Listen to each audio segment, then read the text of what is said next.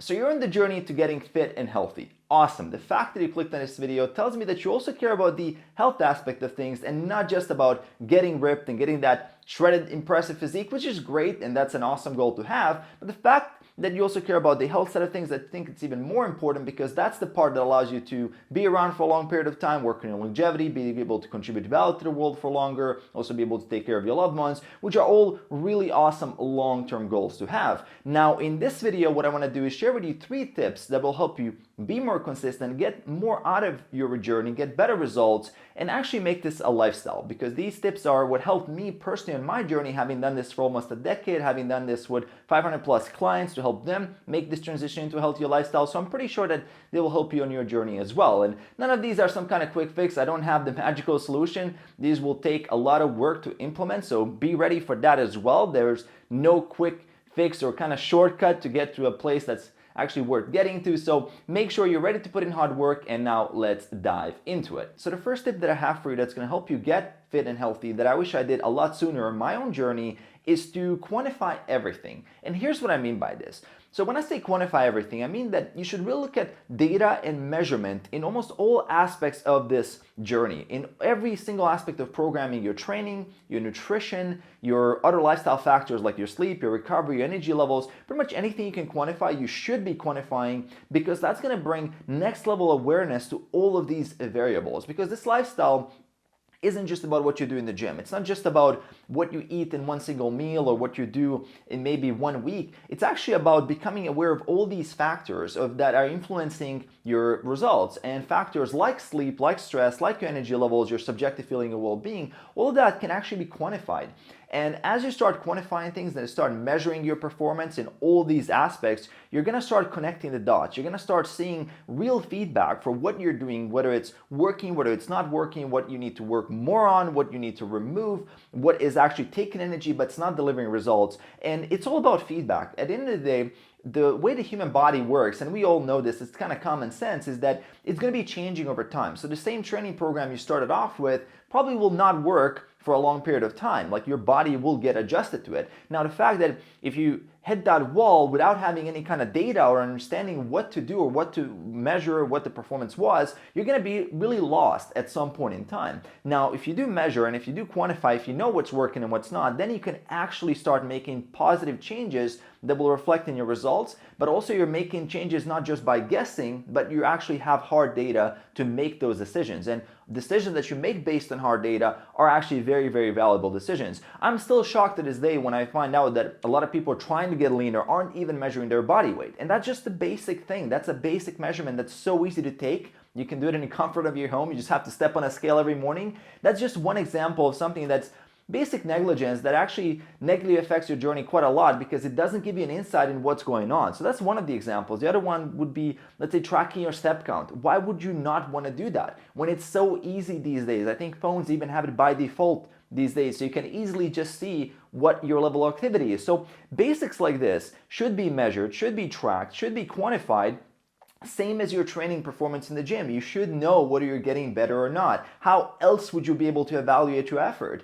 And it's not enough to just go there and put in hard work and just say, well, I put in the effort. You actually have to do also smart work, which is looking at the data and making decisions based on that. So this would be like the first thing that I wish I knew in my journey a lot sooner, because I went in there and I went by how I felt, which was great and it's kind of fun. And when you start off with, you can get away with a lot of those things, but eventually you do have to get serious. You do have to get down to the numbers, look at the data, and start making better decisions. Now, the second tip that I have for you that's going to not only help you get fit and healthy, but it's also going to help you make this an enjoyable and sustainable lifestyle long-term, is working on your competence. And here's what I mean by this and why this is so important. So when we're starting our fitness journey, we have a tendency to just look for a plan. Just give me the plan, I'm gonna implement. I don't wanna think about it too much.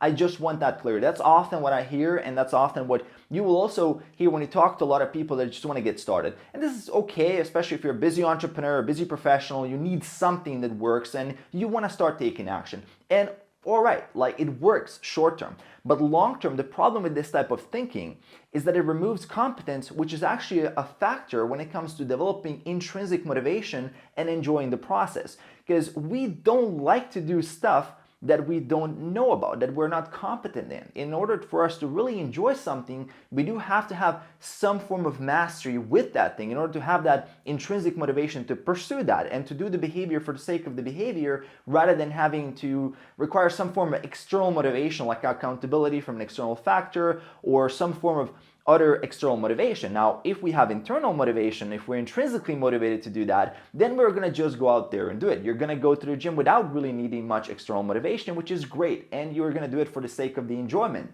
Now, when you remove competence from the equation, you don't really know what you're doing. You don't really understand how the program is built, what leads to what, how these variables all connect. And because you're just blindly following, there's only so much enjoyment you can get out of that. So it will always feel like a chore. And I see so many guys get stuck in this kind of phase where everything just feels like a chore. They've been doing it for a while. It worked okay in the beginning, but then they obviously got bored. They also aren't very inspired to give it their best, and now they're not even getting results from the journey because they're not enjoying it, and consistency becomes a problem, and obviously consistency is the main thing. So work on your competence, educate yourself, learn about things, take the time. It doesn't take that much time to actually learn about this if you have a couple of good sources of information you can learn from, or getting coaches or mentors or people that can actually point you to what's the truth, what's not the truth, so you can kind of understand the process. And this is really going to help you long-term start enjoying this. And obviously, the more you enjoy something, the more you want to do it. And I know from personal example, if I take stuff that I don't know much about and how much I don't enjoy it, for me it would be dancing, because I don't know how to dance. I never go out there to dance, and when someone is inviting me to dance, I try to avoid it. But if you're inviting me to talk about fitness, nutrition, or something that I'm really passionate about, I can do that for hours. I can do that for days and weeks. But when it comes to something like dancing or other areas where I'm not really competent in them, I'm not gonna enjoy that at all. So this is just another anecdotal example here, but we know from self-determination theory that competence plays a key role when it comes to intrinsic motivation. So definitely work on that. It will pay off long-term. Dedicate some time every week to learn something new about this, and I think you will definitely enjoy the journey a lot more. Now, the third tip that I have for you when it comes to getting fit and healthy, and something that's going to help you with consistency, is something I like to call balancing the how and the why. Because we just spent some time talking about the how, I just want to point out that the how is really important. Understanding how to lose fat, how to build muscle, having a good system, understanding what you're doing, all that is great, but you don't want to ignore the why you're actually doing this. Because this journey is not easy, and I know there's a lot of people out there telling you it's going to be easy, and they're promising some kind of magical diet or some kind of quick fix training program or some kind of hack. There is really no such thing. You will have to put in consistent effort over a long period of time, and for that you need to understand how to master consistency.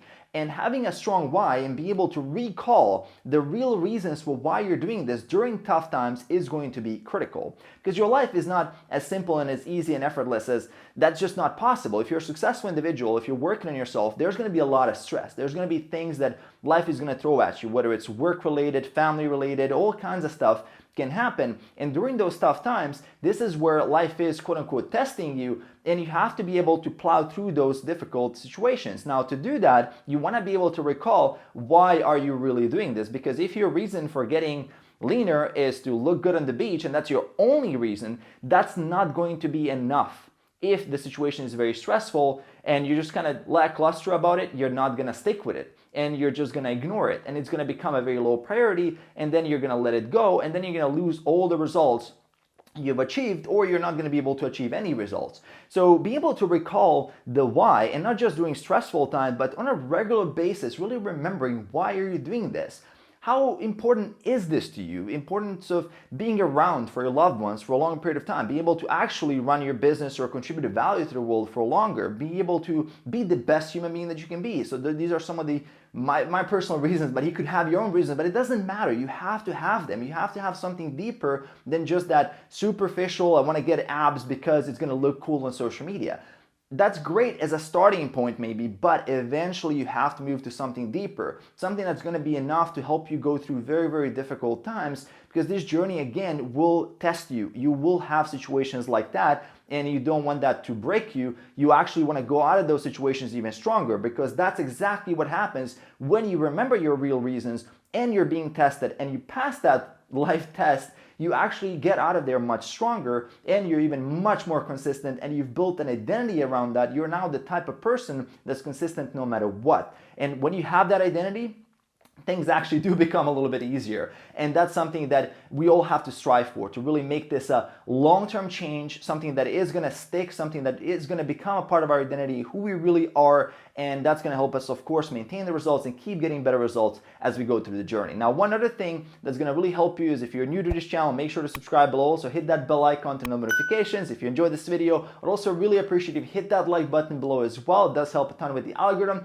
And I'm going to leave a video here at the end that's going to actually help you a lot more in your fitness journey. So check out that video. And also, if you want to work with me as your mentor, there's going to be a link in the description below with some of the details for that. And I will see you in that next video.